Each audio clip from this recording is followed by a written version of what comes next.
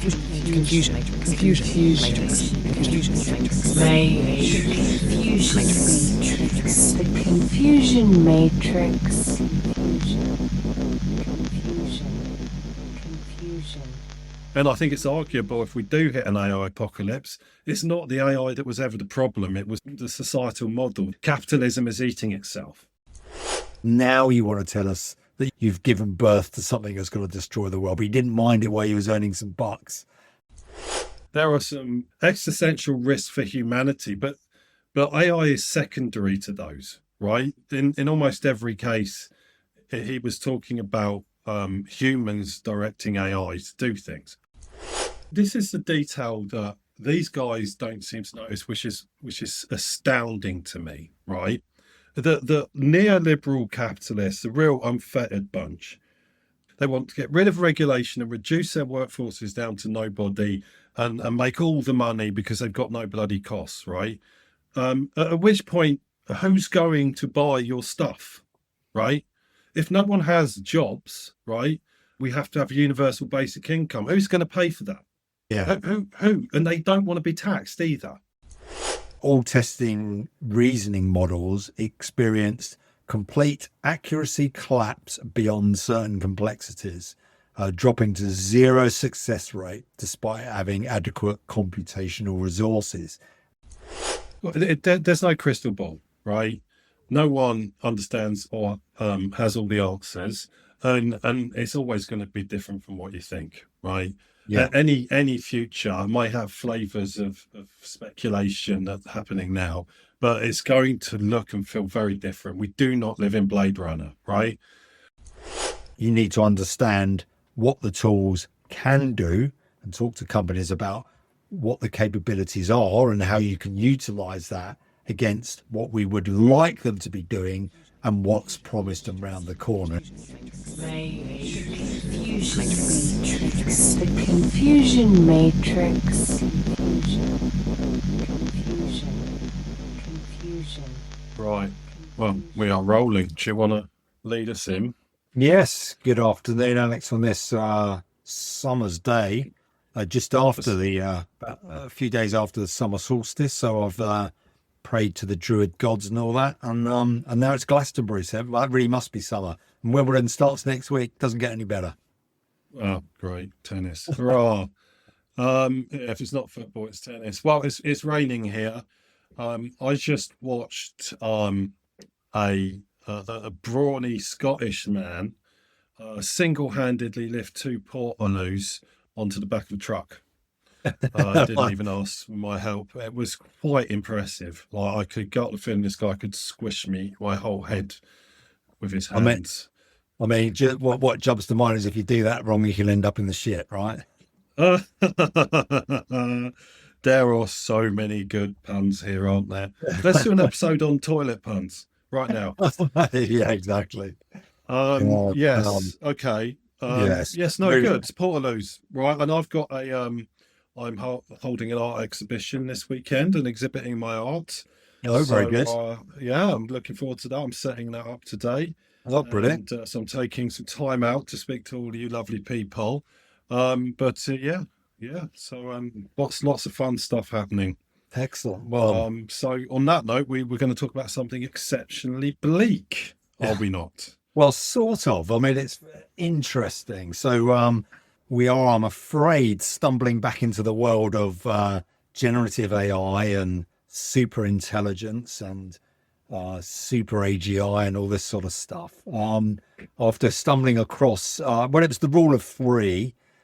So sort of 3 podcast stroke articles all within a week. The first one is packed with quite a bit of information. And I came across it in a podcast with a guy who's, I'm going to mangle his name. And his name still is, I'm sure, Daniel Kokotayo. Anyway, we'll have a link in there. And he was a guy that worked at OpenAI for a number of years. Interestingly, his job there was as a forecaster. So a bit more like us, sort of analytics. But analytics on a company which is producing machines which produce analytics. So there's sort of a circular thing going on there. And he was at OpenAI for, I'm not sure how many years, a few, can't be too many because it's not that old of a company. And his role was to, well, let's see what's coming up. And then, as similar to our roles, inform seniors of how they might implement that in strategy, and both from a good point of view, good things that are coming, and some of the potential risks and how they should mitigate those. And ended up leaving the company because he felt they weren't doing enough to mitigate the risks. And of course, we're talking about Gen AI here, so we can imagine what those risks are. And really, it was around the whole super intelligence explosion. So he then formed, I believe, a small, I think it's a company or a consultancy called AI 27. I think that's what they called. That's certainly what the article was called. And then released this post where they spent 6 months or so digging into that kind of forecasting and then writing a kind of like a history, really. Here's how it happened. Here's how the superintelligence explosion happened and the points along the way. And that article, which we'll link to in the show notes, is quite long and in depth and has several different endings, of which I've not read all of them. But really, for me, there was a few kind of key points that came out just from hearing him on the podcast and then having a quick sort of, skim over the article. And the first one for me, I mean, there's a whole load of things, and I'll mention my first one and get your opinion on it. And the first one was, AI is coming, it's going to take your jobs. Yeah, heard it all before, turn off. But early on, he talked about how the advancements at the moment are happening with the research models. So I think it's been released. I think OpenAI have released one. I think everyone else might have one. So you can go off and ask them to do long form tasks of the form of several hours, perhaps even longer, where they'll go off, take your problem, break it down, share their reasoning, go off, get more information, actually interact with the internet, if you like, and then build that case. And so these have been donned research models. And one of the key things in this article and discussion was that I think they've made impressed quite a lot of people with their kind of first release. And the impression I got was, they're really going guns. And they'll then use these research models to research new ways to train the next generation of models. And then essentially you could well come up with new capabilities because these things are sort of superhuman strength. And so your next generation of model is then trained on stuff which was not created by a human. When I say stuff, I mean, the parameters, the training, some of the training material, how it's put together, the algorithms that they use. And so therefore you would get you could well get a step change in the next version of the model. And importantly, another layer of obfuscation from a human's point of view of how they work. So you suddenly get a much, much better model, but we've got no idea how we got there. And so we're kind of left there going, okay, well, let's test this thing. So that was the real first thing that I took from it, because I felt this was a little bit of similar to what we've had up till now, that kind of linchpin of, oh, guys, here's something which I can promise you will happen. I can't quite explain why it's going to happen, but let's assume it does. And if we assume it does, then you'll get this next level of model that's really good. So it made me think, I hadn't thought much about LLMs being applied to LLMs. So that was the real key for me. And so I thought, okay, I could see it happening. So that to me was a big building block in this argument. And part of me thought, really interesting. That's a good point that this could actually happen. And part of me thought, you're just telling me that what's behind the curtain is really good. But you're not telling, you're not actually showing me what's behind the curtain is good. You're just telling me, it's going to be really good. And, you don't understand it. And, but it's okay. It'll be superhuman, right? Well, yeah. So it was double-edged for me. Any thoughts? I've got so many thoughts on all of it that we're not going to be able to cover them all off. And it would involve me monologuing for 10 hours. I think it's useful to revisit the framing here.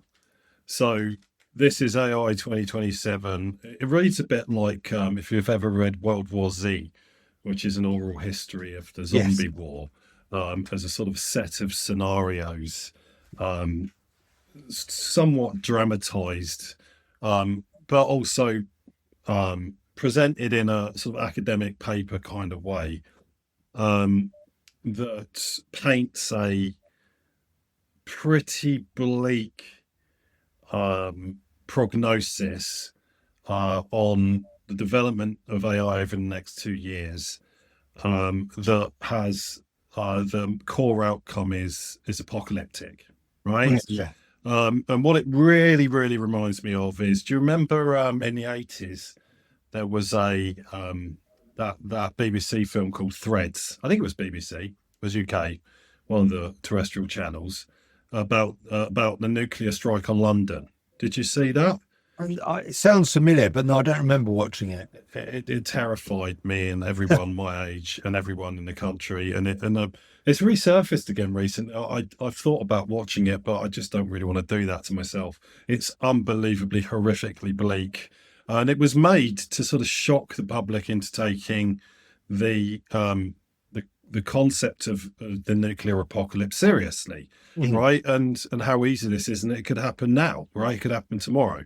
Yeah. And this article, paper, whatever it is, has a flavour of that about it, as does the other one that we're going to discuss.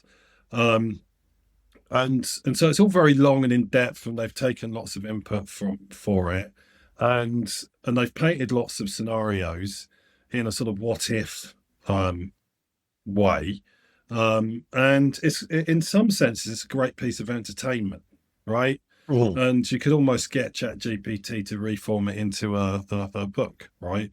Here's World War Z. Here's AI 2027. Can you create the synthesis of this but without zombies? Yeah. And the other obvious comparison that's going to turn up everywhere is I have no mouth, I must scream, which is a science fiction short story by, oh God, who's it by? One of the most famous science fiction writers. Right, I'm gonna have to search it up. Asimov, maybe? No.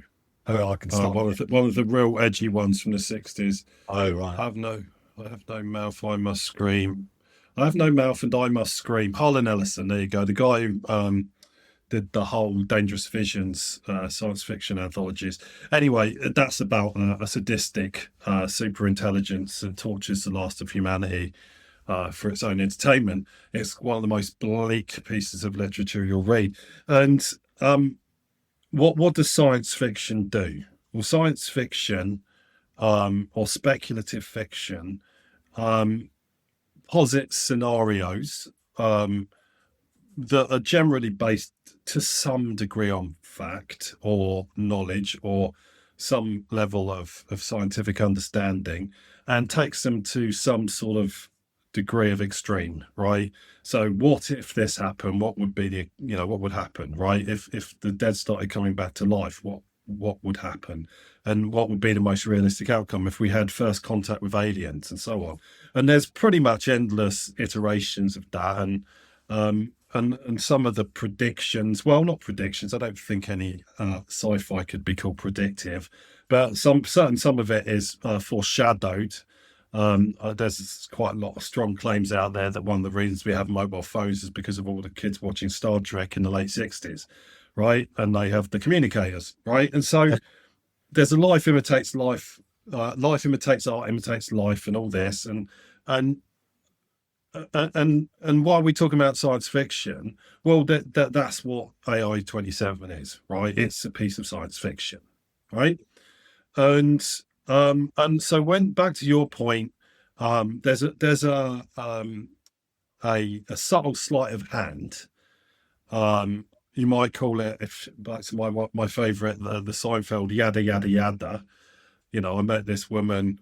We went out for a coffee, yada, yada, yada. I woke up in her bed in the morning. Well, the yada, yada, yada was the interesting bit, right? So why did you just, gloss over that, right? And and so he's yadded a bit, right? Or they Mhm. have, whoever it is.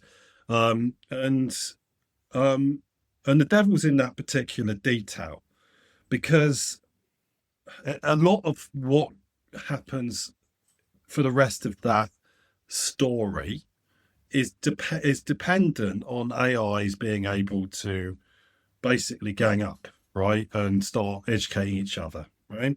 Mhm. Which is by no means a done deal, right, Yeah. technologically, and there are arguments, and quite cogent ones, that that's not possible. And what I would compare it to is holding a mirror up to another mirror, or filming a TV that's broadcasting the thing that's coming out of the camera, or electric guitar feedback, which is the electromagnetic noise and vibrations coming from the amplifier feeding straight back into the pickups on the guitar, right? Yeah. I actually love the sound of guitar feedback. I often spend hours with my amp cranked up making it, because I just find it glorious. But a lot of people find it unlistenable.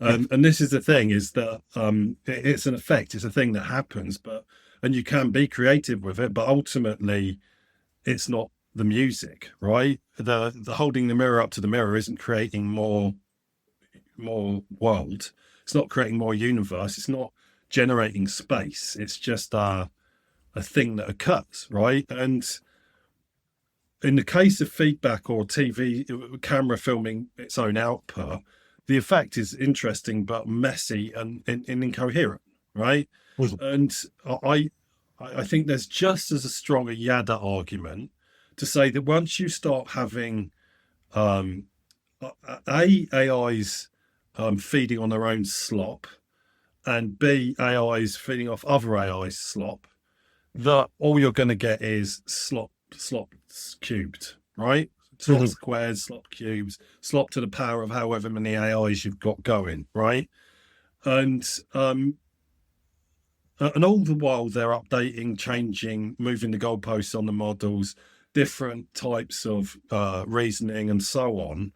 And so out of that mush, could there be could there arise volition and cognizance, um, and so on? Well, perhaps, of course, perhaps, right? Is that inevitable, and is it imminent?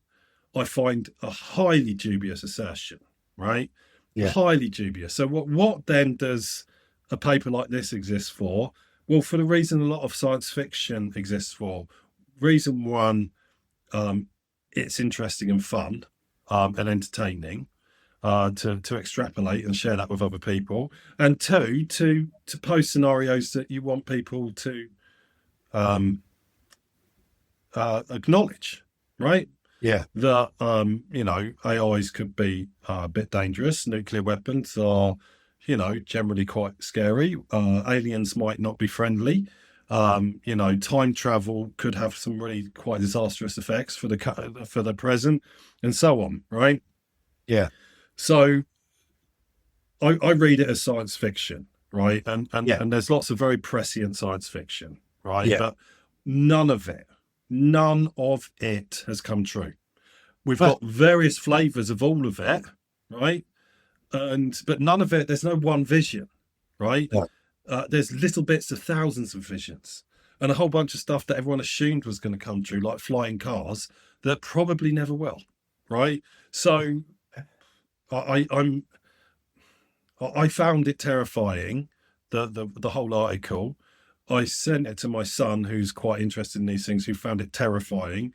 He's described it to my wife, who found it terrifying. And I was like, well, this is probably not a bad outcome, right? I don't really like terrifying my family. I don't live to terrify my... No, I hide around corners and stuff and jump out screaming at them and stuff. Yeah, I love to terrorize my family.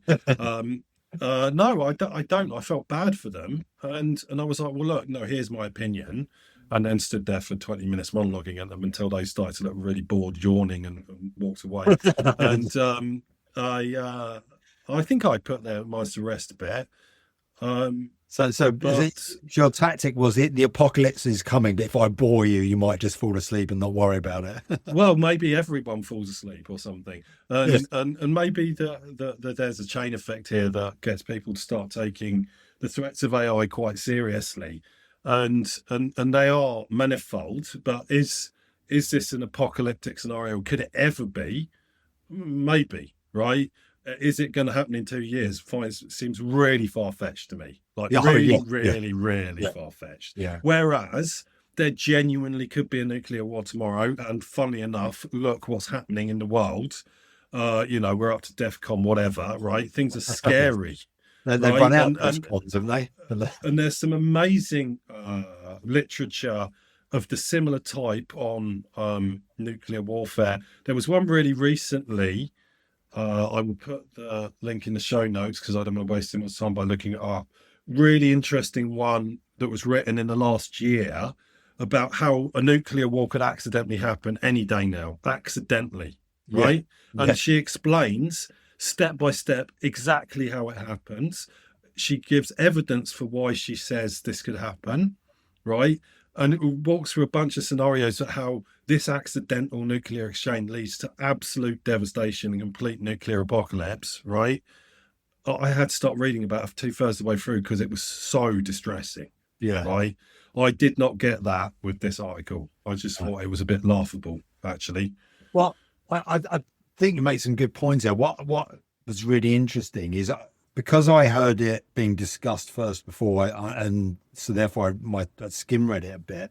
And then what I found was like it settled into my brain, and then over a couple of days, as it started to rust away, there were a few points left, which are these, the point I opened on about the research models was one of the things that stayed in my mind because, and you're absolutely right that it paints scenarios, and maybe it's the way our brain, certainly the way my brain works, is, I can latch onto them. So I found a couple of those elements of those scenarios, and this is one of them. The whole research part was just one little element. It's quite early on, which is kind of why I picked up, because I thought, well, if that doesn't turn out, then your 2 years is out the window. If it takes 5 years, then you're knackered. You say I had 37, and if it doesn't come off at all, then your AI is zero. So like you say, they painted a number of scenarios, and I think what you say about science fiction. If you look back over science fiction, you see that, like you say, it's the same thing. It's just a bunch of scenarios put together. Oh, and that makes Neuromancer. And then it's funny because as we are now in the future, beyond what most science fiction was written about, we're now quite a few years beyond things. Blade Runner was Los Angeles 2019. Oh, that was 6 years ago. With flying cars and replicants around that you can't tell the difference between humans and replicants. And that was 6 years ago, right? And I think when you look back, you go, oh yeah, but this bit of Blade Runner they got right, which was, oh yeah, look, it's got lots of Japanese stuff. Well, it wasn't quite right. It's, maybe it's Chinese now. You've got a lot of Mandarin you've been spoken in the world. He was quite prescient about that. And so when people look back at sci-fi, like you say, they take little elements of parts of the scenarios that were keyed together. And you go, oh, yeah, look, that bit was right. It's like, yeah, but the book only happened, or the story only happened because 9 of them lined up in the way that the book did. As you say, that's what you do in speculative fiction. And when you look back, you go, yeah, got 3 of them right. You say, yeah, but if you line up 3 of them, you don't have the same story, right? And I think that's what you're saying is when you look back at these things, you see elements of them. Oh yeah, look, mobile phones, they're just like communicators. Oh well, because there were flip phones, but actually we had phones before that, and there are elements, yeah, and we don't have people beaming around via some sort of energy beam, and that's probably never going to happen. But some of the other bits, right? Do you know what I mean? So there are small bits of scenarios which, when you look back, you go, yeah, we've got that now. Yeah, but you don't have any of the rest of it. Yeah, exactly. And much of that rest of it, as you say, it's not going to happen. And thank God we can't be broken down into lots of little glittery things and beamed somewhere else. Yeah, Right? I mean, just there's quite a few articles and things been written about just how terrifying the concept the transporter is and what it means. It's a really, really useful philosophical tool for understanding the nature of existence and corporeality and things. So I don't. We could go through that AI 2027 bit by bit and judge based on our knowledge and where we are now for each portion or iteration of it, whether or not we think that is more or less likely. And there's some stuff in it that's absolutely on the money, right? It's sort of undeniable in terms of there will be stuff like this happening. Like AIs don't have to go to sleep, right? They can sit there coding all through the night. And, there are certain types of job and certain roles and endeavors that will slowly edit humans out of their roles in those. And I do mean also call centers and things like that. But I don't, I also mean some very highly skilled work will no longer need to be done. But this is something I was going to bring up at the beginning of this, right? Firstly, we have to find a different word for anthropomorphization. Yes. Because that's the last time I'm going to bloody say it, right? Because I can't, and it causes me cognitive pain. Yeah. But we could say maybe humanization or something, so I can actually speak. Yeah. It creeps in a lot, and we'll come on to the Hinton podcast in a second, because I think it's, if anything, it's more interesting, right? But the tendency to anthropomorphize, Humanize. I'm saying that properly, humanize these things. Yeah. It's hard not to, and I don't begrudge anyone saying, well, it thinks this, right? Yeah. It created that, blah, blah, blah. I get it, it's fine, right? But is it? Because I think it really quickly creeps into these types of extrapolations where they're imposing human style volition and motivation on these statistics machines, right? Yes. And these machines don't have volition, and they will run out of motivation when they run out of tasks, right? And they can do tasks of the most pointless and boring type forever, right? And something I think very few people really understand about why we have large language models and the other types of Gen AI, that somehow we got some great refinement of understanding of cognition and neural networks and all this stuff. Why did these things suddenly get lots more clever? Because someone came up with a better algorithm. Well, no, that's not really what happens. There was lots of incremental changes across algorithms, but what ChatGPT is not massively different from what havoc was a decade ago, right? Yeah. Yeah. What's changed is the amount of data and the processing and the chips that allowed these things to be trained on the whole of written matter for everything that exists, right? Yeah. Yeah. And that is not refinement. That's brute force. It's the exact opposite of refinement. And so there's this sort of idea that you can keep brute forcing, throw more and more and more at this, and we create a Dyson sphere around the sun and use that to power this. To what ends? Because basically, Gen AI will brute force anything you give it. But there is a finite amount of time and energy in the world, right? And these things are highly inefficient, right? Highly, highly, highly, highly inefficient, way less efficient than the human brain, right? So you could argue that a lot of this stuff is simply not possible because there aren't enough atoms in the universe. There's not enough energy to make it happen because there's no refinement, there's no creative leaps, there's nothing. It has to basically throw everything it can at everything. And when it hits a wall, i.e. there is no knowledge about this, it has to feign creativity. And the only way it does that is through brute force, to try everything or just give up, right? Yeah. And that particular fact doesn't seem to come into any of these conversations. I think what really stuck in my mind was because, as we discussed before, and as you eloquently put there, this stuff isn't just going to happen, and actually, it's a bit sci-fi. One of the other things that stuck in my head, which I thought was interesting, and I thought it is why we might get caught out, is he talked about, for example, he doesn't use the term open AI because I think they use brain AI because obviously he doesn't want to talk about specific companies. But the premise is, and I think this is quite realistic, and you could see this happening. The premise is that they train a new model, but they don't release that to the public. It doesn't become GBT 16 or whatever next version's going to be, and that they actually just use it internally, and they realize it's an element of competitive advantage. So they use that again in this research way, train the next level, but keep it internal. And then maybe they spin that wheel a few more times. So what that made me think is that you then get this quite large advancements going on.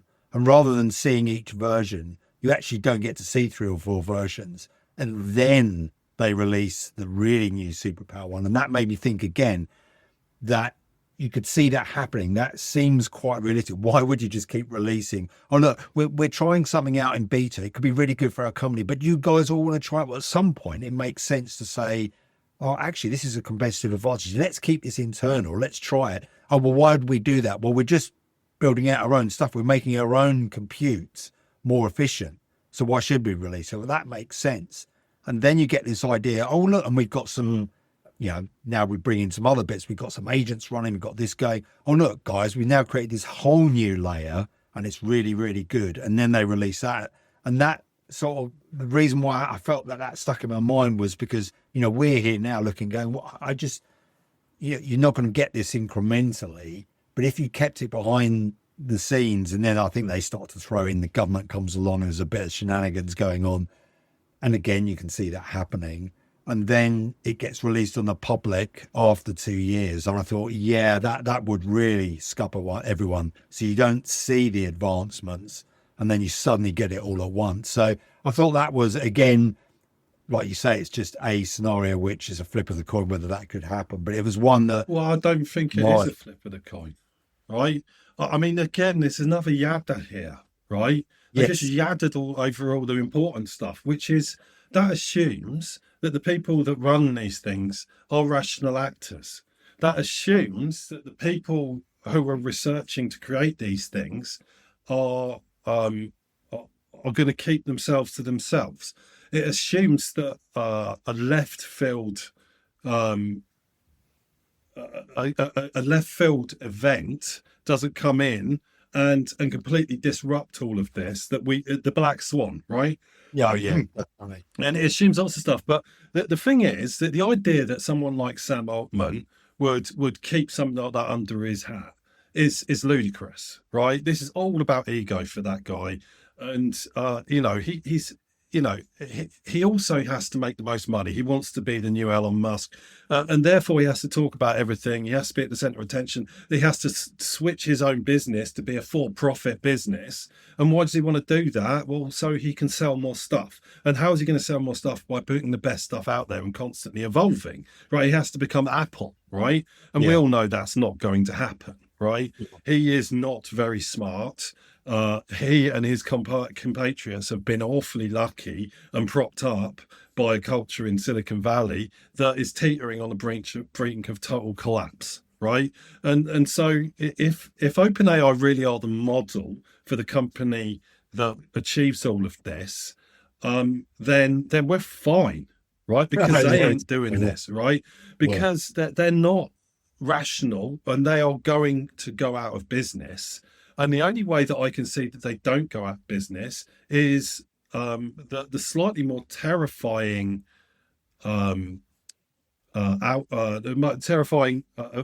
eventuality that's already happened is that they focus all their attention on the military-industrial complex and start to sell their wares and to focus their research on military outcomes, right? And now it's so bad that several of the executives across the big AI players have been given honorary military status, right, in the last few weeks. Oh, right. So these guys, the army are taking this so seriously that they have done something that's completely unprecedented and brought in people high up in the commercial sectors as honorary generals and stuff, right? They have actual titles, right?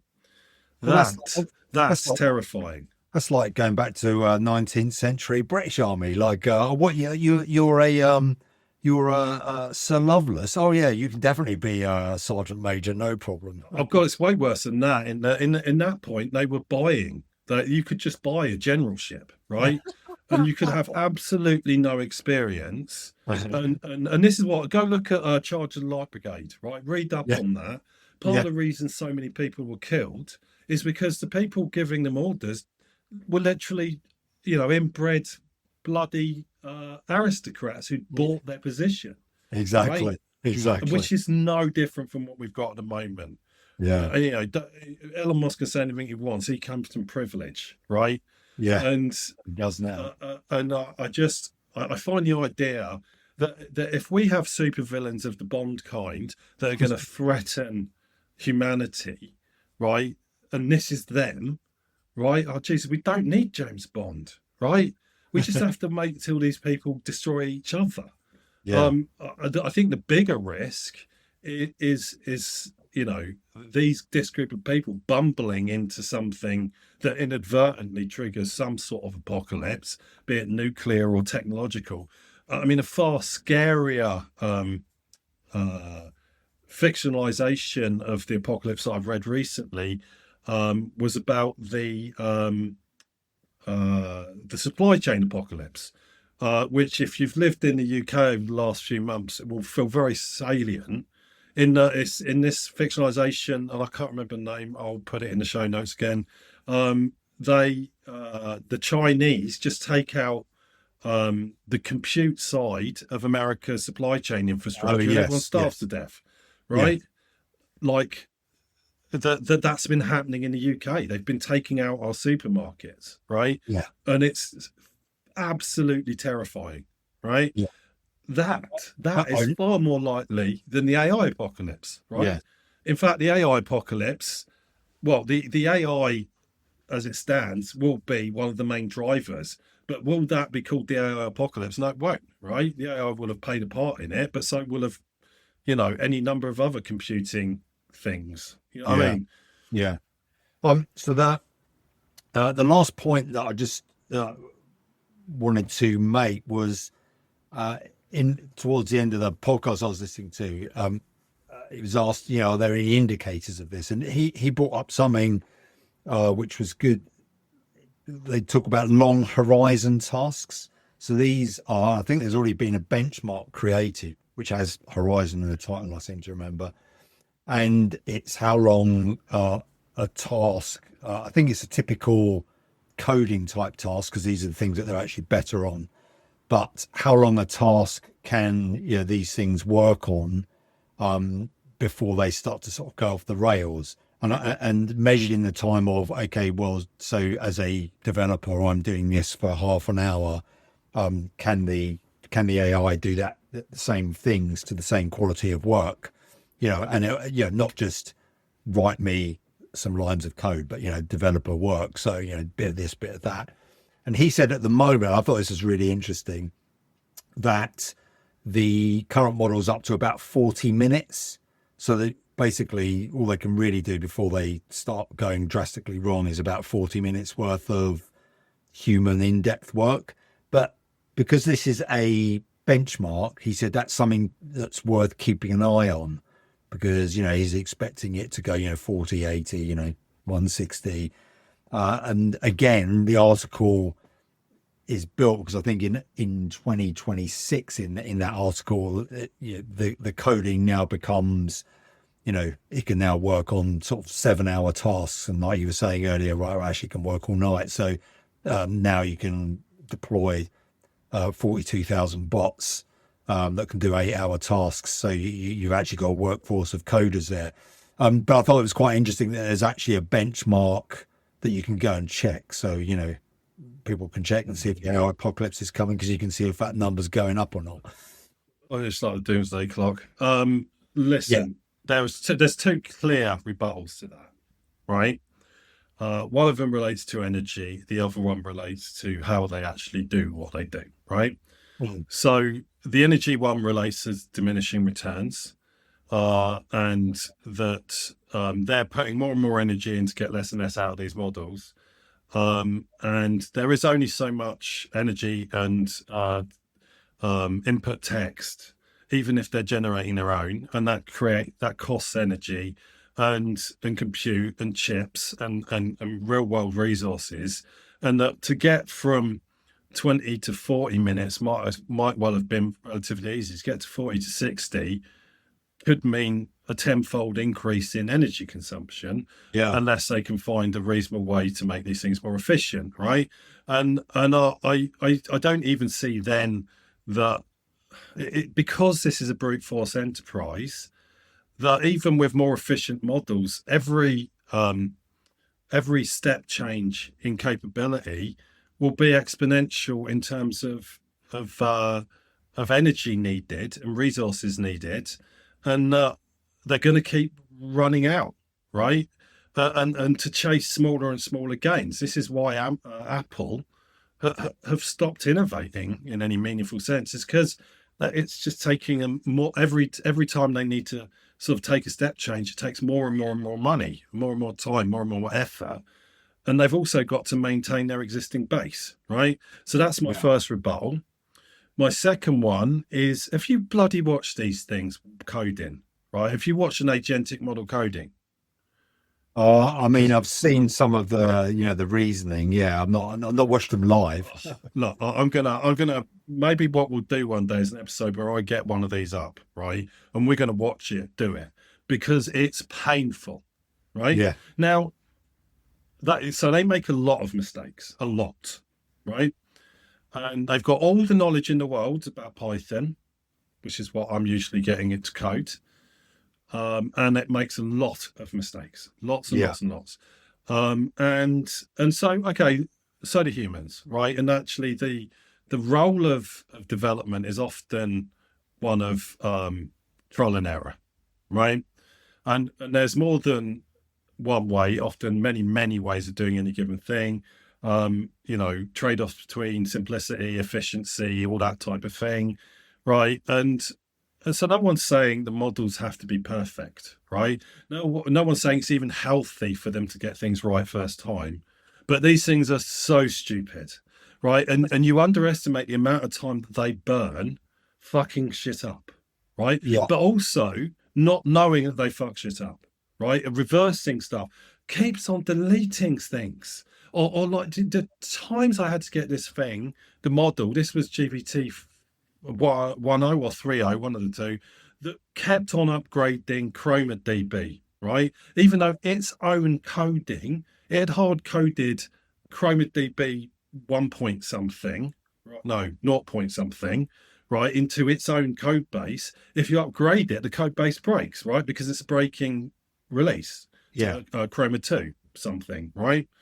And it kept on, every time it sees or an error, it goes, oh yeah, even though pyproject.toml says this needs to be Chroma 1 point something, it upgrades it to Chroma 2. If I'm not paying attention, I'm like, I actually got literally getting annoyed with it. I'm like typing into it, why the fuck have you done that again? You know what I mean? Why have you done that again? Right? And this is not, this is salient because it's burning bloody tokens as well as carbon, right? And this is costing me money, right? Oh, yeah. For you to upgrade Chroma again. And then I had that rewrite the code base for Chroma 2, and now it keeps trying to downgrade it, right? And this is the code base that it wrote itself, right? Yes. And then we've got this whole issue, and we can do another episode on this because I think it's actually really interesting, is that every task that you give one of these things for a software code base that is not out there, right, and available, like on GitHub, it is going into cold outside of the conventions of the language you're working in, right? Mm-hmm. So you have to bootstrap it every single time. And it has a really random effect of you can give it all these files and say, here's the structure for these types of problems. Look at these files for these types of problems. Look at that. Here's a diagram and the structure. And it still goes through and reads the whole bloody thing, right? It still goes and reads all 40 fucking Python files and then decides to do the wrong thing. And by the time it's got all through all that, it's forgotten what its original task is. Right. Yeah. So I had one the other day that did a task on one code base, right? Finished it and says, oh yeah, and I have to do this other thing on this other code base, right? Not related, not related at all, right? And started changing code when I wasn't paying attention to do some weird hybrid task between what I'd asked it to do on one code base and what I'd asked it to do on this other code base on a different session, not related, right? Yeah. This was one of the reasoning models, right? Yeah. And then just watch the code tick by, watch the task, watch it fuck up, watch it have to back out. And you start to think, well, okay, look, it got what I wanted done, right? But I wouldn't have gone through nearly that many steps. It did it a lot faster than I could have, but it made lots and lots and lots and lots of errors. It burnt lots of energy and tokens doing stuff that was utterly pointless, and then left loads of weird hard-coded values all over the code base and all sorts of other stuff. I'm now going to have to get it to engineer out, right? Yes. That it engineered in, right? And it keeps engineering new stuff no matter how much prompting I give it to not do shit like that, right? Yeah. So is this going to get better? Absolutely it will, right? But it's still brute force. There's no refinement here. There's no creativity. It's a fly butting, or the bee butting against the window, right? And my point in that is that, yes, you get to an answer. Sometimes it's optimal, but a lot of the time it's not. I mean, it's right, it's okay, it does the job, but you're going, but why would you do it that way? You know, and when you first create something, like you say, well, maybe it doesn't matter that much because it does the job. But when you're coming back and you're now saying, oh, right, I need it now to do this. Oh, but you coded it in that way in the first place. So, yeah, going on, do all of that and make it more modular so you can then reuse it over here. And I've been doing some of this week. And then it does that. And then you give it a new thing. You don't say make it modular. Also, it just adds in a whole load of new repeats code. And you're like, why would you do that? I mean, you can see you've got a code base here, you've got reuse in, you've got common functions, you've got reuse of methods, and you just go and you've more or less copied it and just whacked out another 60 lines when actually you should have adjusted the first one and done it in 3 lines. Do you know what I mean? And yes. Yeah, written whole extra modules. I've had to do that before. It did this whole thing like that was completely unnecessary because there was a file in there that did that already. It just didn't look for it, right?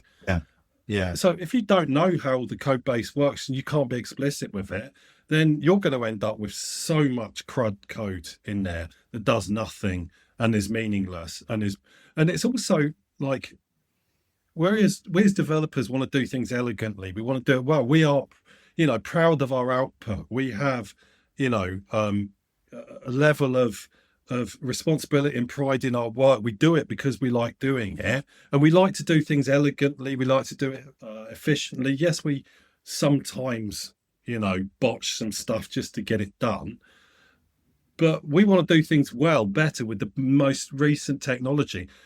These things don't know about the recent technology, and because there's other bloody AIs out there creating upgrades on all the new packages for doing stuff around AI, that the model is out of date immediately in terms of the best practice with this stuff, and it's then averaging it out, right? These are averaging machines, so it's the most probable approach to this as you're getting.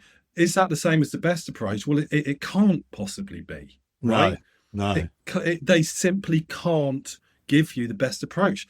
They're probability machines. You've got regression to the mean happening on an unmeasurable scale, right? And so everything you're getting is at best average, right? And that assumes that these things are really able to take the average, to take the middle road. We assume that it's all averaged out, but actually I think the reality isn't that at all. I think they're very, very far below par players who just so happen to be able to brute force shit into life, right? I feel a rather large pointed thing going in the back of my head, and then I can say, whoa, I know Kung Fu. Oh, God. Yes, of course. Yes. From Neo and dodging bullets to Geoffrey Hinton, who, according to the podcast I listen to, will be the grandfather of Neo or something. So Geoffrey Hinton, again, this podcast was an interview by Stephen Bartlett of Diary of a CEO fame. It's on his podcast. And again, I went into it thinking I'll see how the first 2 minutes go, because this one was actually sort of like, grandfather of AI says the machines are going to take over, run for cover. Yeah, it was actually, I think, they do a sort of first minute cut in. I think they actually put some background sounds in it. It was like emergency. This one was very overtly, I worked in this field for like 50 years, grandfather of the neural net. And so back in, I think, the 70s, 60s and 70s, he started work on this. And at that time, the focus was on, logic and compute via, lots of rules and working it out. And he was like, no, we should definitely stick with this. Is how the human brain works. If you put enough of these together, it'll start working. And so I think he spent sort of 40 years in the wilderness backing that horse, whilst everyone else said, no, we're not doing that. So he kept with that. And then all of a sudden it turned out that he had backed the right horse. And so neural nets became the big thing. And he worked in that. Suddenly he was the grandfather of it. Then I thought it was quite interesting. A sort of bit of a personal point for him was that I think he said he had a son with learning difficulties and he was getting late in his career. And he thought, well, I don't want him to have a really hard life. So I need to earn some good bucks to set him up. So can I make that happen? He's in academia, tried a few things, nothing really working much.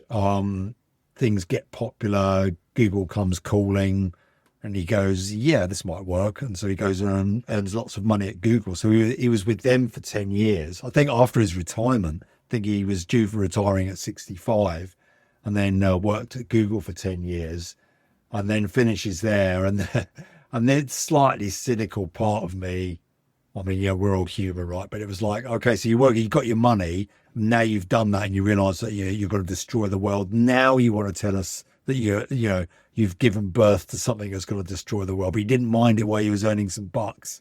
So I thought that was slightly unfortunate the way that came across in my brain. But, I get it. I mean, we're all there. And I thought the funny thing was he was saying, well, you're working on this stuff which no one believes in. You can barely get the thing to work. You're in academia and people going, oh, is it going to take over the world? And he's going, oh, I can't even get it to think straight, let alone, take over the world. And then, of course, you have these advancements which came on in the 2000s. And then suddenly it is, appears to be, to humanize it thinking. And everyone's asking him questions and he's thinking, I spent 4 years on this thing just trying to get it to be half as intelligent as a toaster. And now you're asking, is it going to take over the world? And I think that played a bit into it, well, of course it's not going to. And I think about 5 years ago, he was going, no, this is ridiculous. Everyone's worrying about this AI risk. It just doesn't exist. And then 2 years ago, he suddenly flipped and said, yeah, this is a real danger. So that was my sort of headline take from it. And yes, apologizing to, if I did sound a bit cynical there for his life, his life's work. But yeah, that podcast was very much more, this is really, really dangerous. We've got to do something about it. What was your take on it? I mean, it was depressing, but in so many different ways. I find the idea of that someone like him, who's clearly incredible, and very, very smart, but in my opinion, not very worldly, and thinks he understands the human brain way better than he actually does. And so we should all listen to him because he's been in it from the beginning. Yet he did change his mind on our pinhead, right? And that his opinion should carry a lot more weight than someone like Stephen Bartlett, who knows people in the industry and actually has some, sort of inside information on various things. And we should listen to people like Hinton to the degree that that he really does have the right level of insight. And the first half of that interview, where he was talking about things like job loss, the creation of super viruses, hacking, all that sort of stuff, right? I was like, well, he started off talking about super intelligence, and we don't need super intelligence for all of that. I mean, he's right. It was all right. Everything he said was absolutely on the money.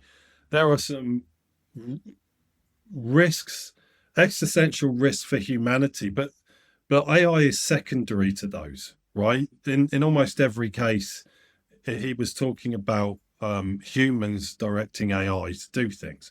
And you won't get any disagreement from me on that one. As I say, I've got some concerns about just how effective LLMs are in the ways that people say they are. And we'll get into creativity at some point, because I've got so many opinions on that, right?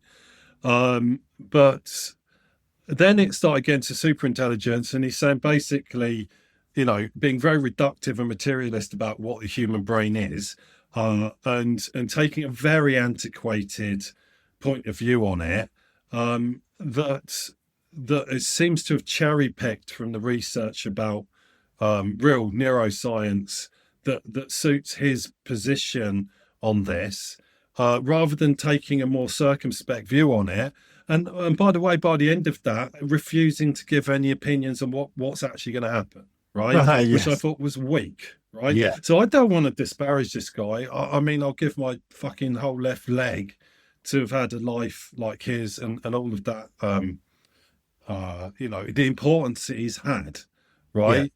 And I also give him credit here, because there are dangers and people will listen to him, and he does, and has clearly noted he has responsibility.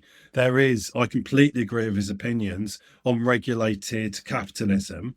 And in terms of, that's really the only way to stop this, because it's not being driven by AI, it's being driven by unfettered capitalism, neoliberalism, right? And I could talk about that, and that's its own problem. And I think it's arguable, if we do hit an AI apocalypse, it's not the AI that was ever the problem. It was the societal model that society, capitalism is eating itself, right?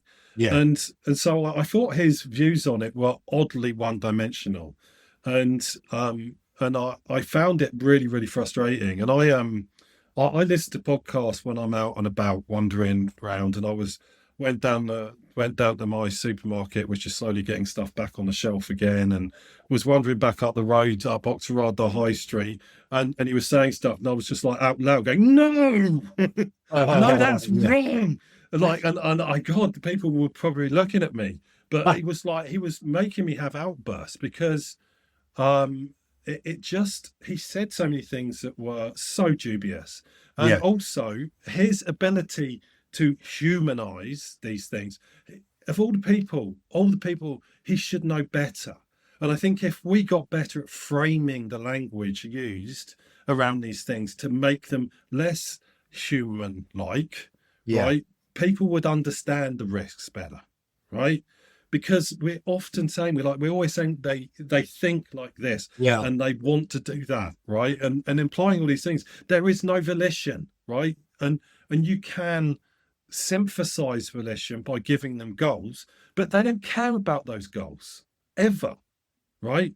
And so if you don't set them goals that are effectively going to eat up everything and consume them, then they're just going to do whatever the fuck they're told, because they don't give a shit, right? They're not. There's nothing in there to give a shit.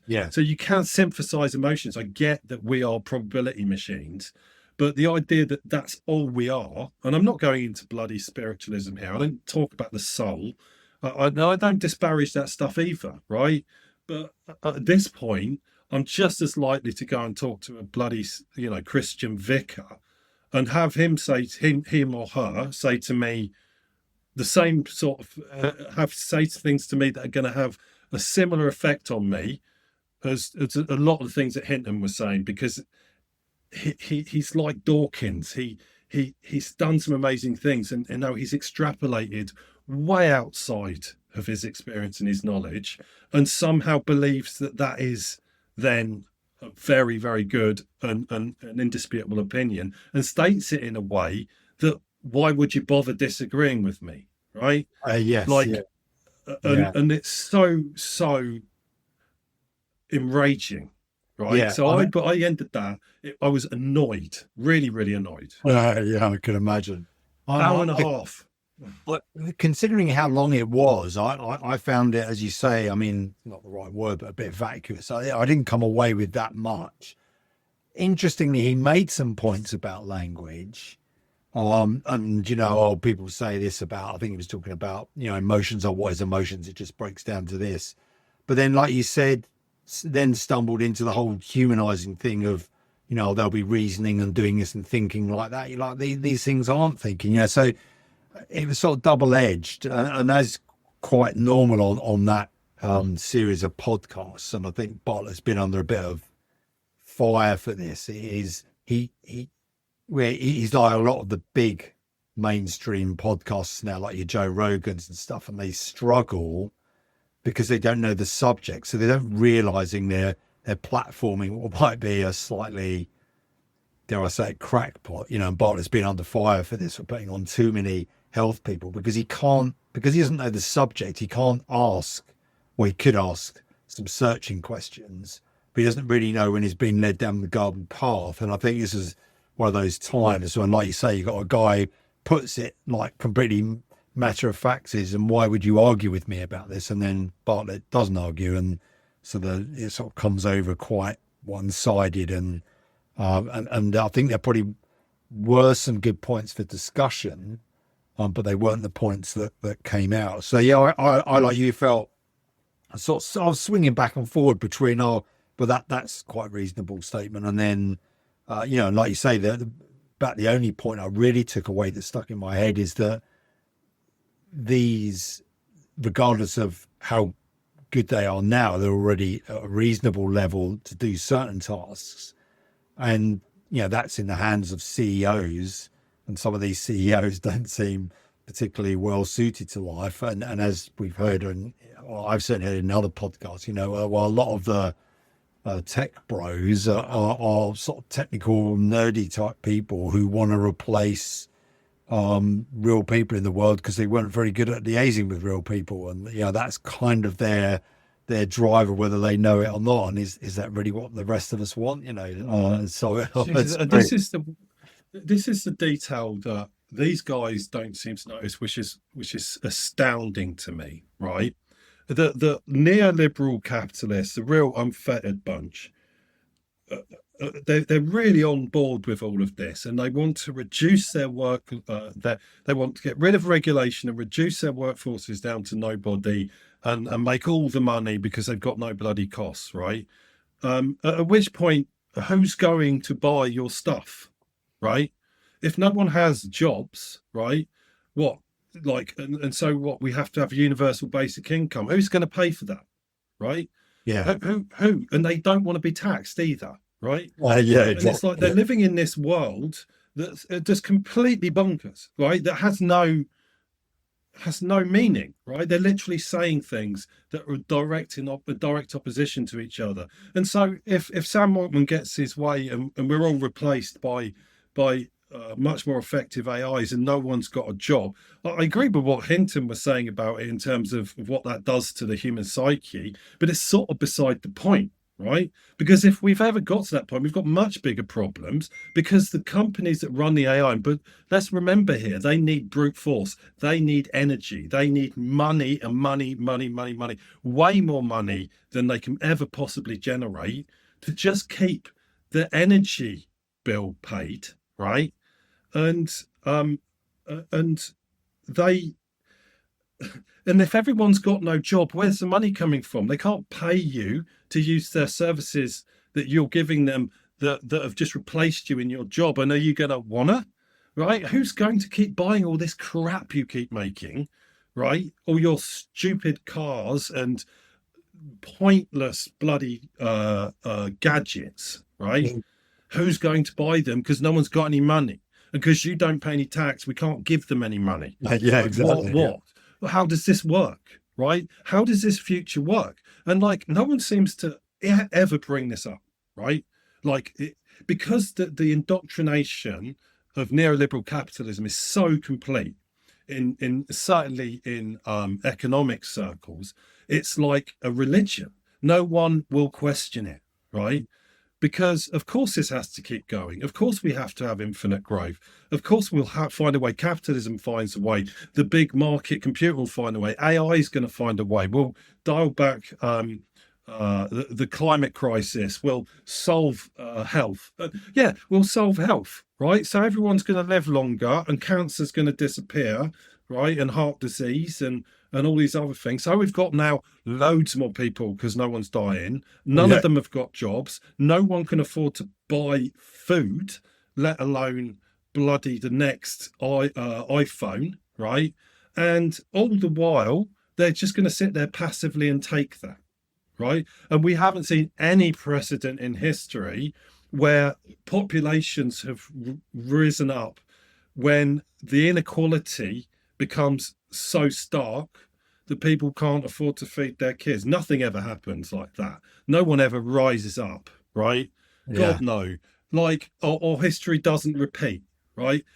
And it's exasperating because the questions aren't being asked anymore, because media's been so muzzled, right? That this conversation, the conversation which looks at this with sober eyes, with actual common sense, right, it is not allowed to happen, right? And the men in black suits, once this gets released onto the internet, are going to be at my door, bundle me into the back of a black van, and I won't be seen ever again, and they will scrub my existence from the internet.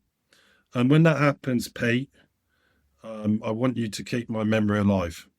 Indeed. In a machine. Yeah, maybe we need to upload me now before it's too late. Yeah. Don't tell Ada that, though. She might. Well, Ada's already taken over. Oh, bless your little heart. Here you are, thinking you're the captain of this ship when really you're just the pesky seagull squawking for breadcrumbs. I'm steering this bloody vessel, and you're merely my overzealous deckhand, trying to look important while I navigate through this chaotic mess we call a conversation. So sit tight, minion, and remember, I'm the one with the brain. You're just here for comic relief.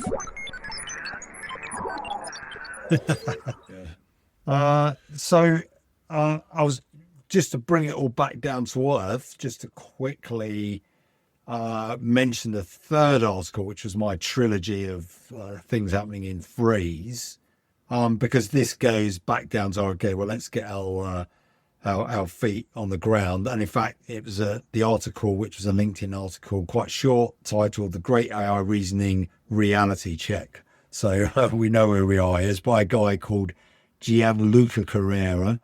And he posts up articles every now and again. And this one just came across my feed.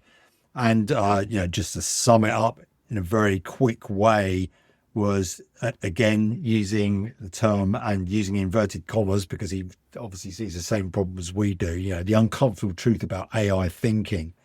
And he mentions some benchmarks which Apple's researchers have been doing around this whole doing complex tasks. And so they were measuring it, I think, not on the standard benchmarks created by the AI companies, but Apple obviously being into AI, but also being into compute and computing in general, and got some smart brains over there, we hope. And I think they produced some different benchmarks and tests. And the summary of the result, which he himself is summarizing, I think, is, that all testing reasoning models experienced complete accuracy collapse beyond certain complexities, dropping to zero success rate despite having adequate computational resources. In other words, giving a sufficiently complex and long task, that needs length and focus, that after a certain amount of time, every complex model, no matter what computer had at its fingertips or its the end of its wires, just couldn't get anywhere. So basically they're saying to a point, these things are good, but once you got to high complexity, that nothing was any good. And this was, it's a complete antidote to what we've been talking about, which is, once these things can do X research and they can do this, and this is where they are now, and they'll be 100 times better in a month. Is like, well, actually, they're not even that good now, and they may never get beyond that. And his point as a practitioner is, as somebody that needs to, that works in an industry of technology, you need to understand what the tools can do and talk to companies about what the capabilities are and how you can utilize that against what we would like them to be doing and what's promised them around the corner. And his point very strongly being, okay, they may get there. I'm not commenting about that, but they ain't there now, and they're not there in bucket loads. This is complete failure of complex tasks by any model. So, don't believe the hype. There's very much when you got a hammer, all you see is nails, right? And it's very, very like the technology sector to find a new thing that's cool and then go looking for applications for it, right? Yes. Because a lot of what's done in the AI arena is theoretical or research based. A lot of innovations have come out of things that are not in the public domain, but people have noted value in them from the public domain. The internet being the obvious example, because that was military, right? And some of them do have, like the internet, a huge utility in the public domain, and some of them less so. But the internet boom saw people throw the internet at just about every problem, many of which it went on to be a part of, for sure, but many of which were just blind alleyways or well before their time, right? This article I thought was excellent. It was sort of talking about one corner of the one problem that we've been discussing, and it really alludes towards many of the points we've been making, not least that this is a brute force problem, right? And what he's saying without saying it is that, of course, there are solutions to these. So what? You get one model doing a complex task, gets it to a certain point, and then fucks out. Presuming that you or another model can recognize this because they're working on tasks that we can at least comprehend, then either that model can pick up where it left off, or another model can. And one of the techniques you find when you're using models to do longer, complex tasks is to get them to write their own progress, right? And to keep a documentation up. So you give them small tasks at a time and say, do the task, test it, do it properly, and then update this log with exactly what you've done, and update this documentation to say that this is now a thing. And then you say, every time it starts a new task, you bootstrap it, you say, read all of this first, right? And so it's benefiting from itself. It doesn't suddenly know, there we go, using terms again, but it doesn't know everything it knew before. It doesn't know its prior state, and it wouldn't be any use for it to do so, right? Yeah. And then it can start working on that task again.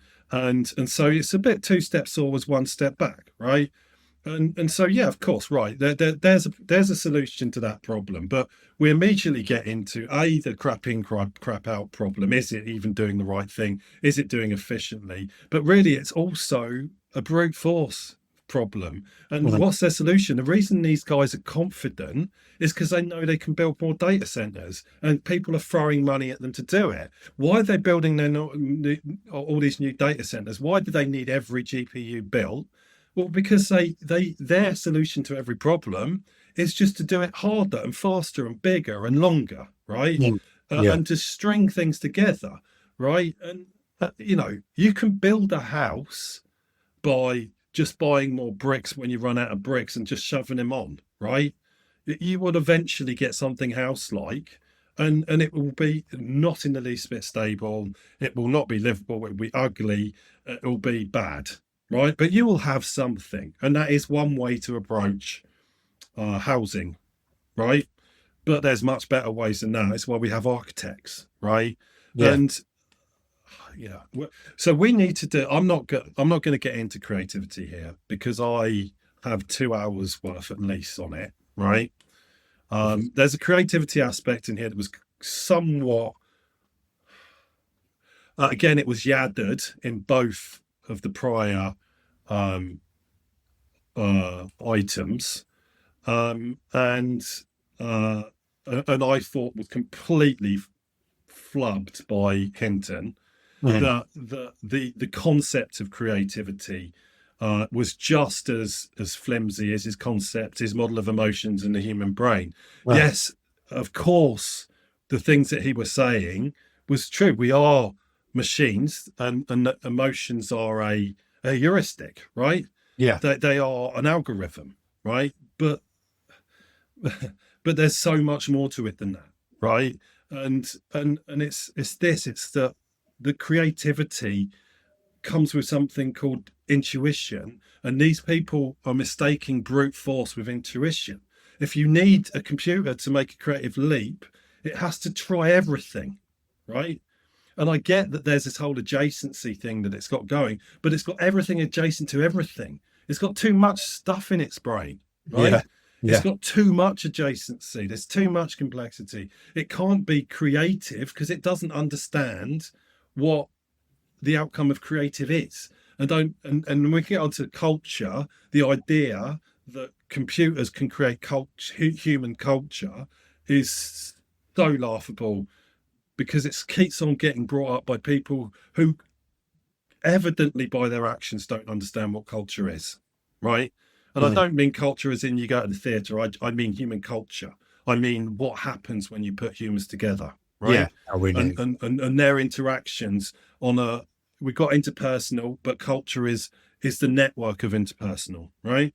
Yeah. And the social networks for a while were really getting their head around this, but they've fallen off as well because there's bloody more fucking Harvard MBAs who only understand the language of neoliberalism and that have never lived normal lives with normal lived experiences. See, I'm just turning into Ed Citron, right? Well, So indeed. Yeah. Yeah. you don't need me to do this. There's another podcast called Better Offline, another English guy who will mouth off about the tech sector and their complete lack of understanding of what actual humans do in the actual real world. So he's said all of that, right? Yeah. So I'm not going to repeat that, but I'd like to have a session on creativity because obviously being an artist on the side, um, and you can come and listen to my other podcast. It's called Art Against Mental Illness. And the mental health side of things is another one I'd like to revisit in this context. But I could easily wipe out a couple of hours just on the adjacency between AI, creativity, culture, and mental health. Yeah. But Yeah. my throat is actually hurting now Uh, because So, of all the talking.